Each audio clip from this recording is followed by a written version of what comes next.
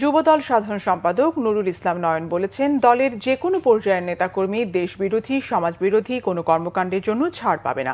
সকালে জাতীয় প্রেসক্লাবে সংবাদ সম্মেলনে সাধারণ সম্পাদক নয়ন বলেন, যুবদল কোনো ধরনের বেআইনি, অনৈতিক ও সন্ত্রাসী কার্যকলাপকে প্রশ্রয় দেয় না। এরই মধ্যে সারা দেশে যুবদলের 60 নেতাকর্মীকে শোকজ, 140 নেতাকর্মীকে বহিষ্কার করা হয়েছে। অপরাধীদের বিরুদ্ধে বিভিন্ন জায়গায় মামলা করা হয়েছে। তিনি বলেন, গাজীপুরের শ্রীপুরের জাহাঙ্গীর আলমকে বহিষ্কার করা হয়েছে, এমনকি তার বিরুদ্ধে মামলাও করা হয়েছে।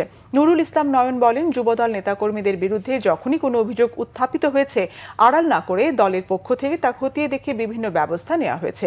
ভবিষ্যতে যাতে কেউ দলের সুনাম ক্ষুণ্ণ করতে না পারে, সেজন্য যুবদল কঠোর নীতি নেবে বলেও দাবি করে নেতাকর্মীদের সতর্ক করা হয় সংবাদ সম্মেলন থেকে।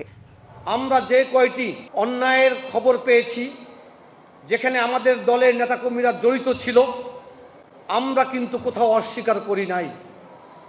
আমরা তাদেরকে সাংগঠনিকভাবে শাস্তি দেওয়ার ব্যবস্থা করেছি, কোথাও শোকজ করেছি, কোথাও তাদেরকে আমরা বহিষ্কার করেছি, কোথাও আমরা কমিটি বিলুপ্ত করেছি, কোথাও তাদের বিরুদ্ধে মামলা করার ব্যবস্থা করেছি।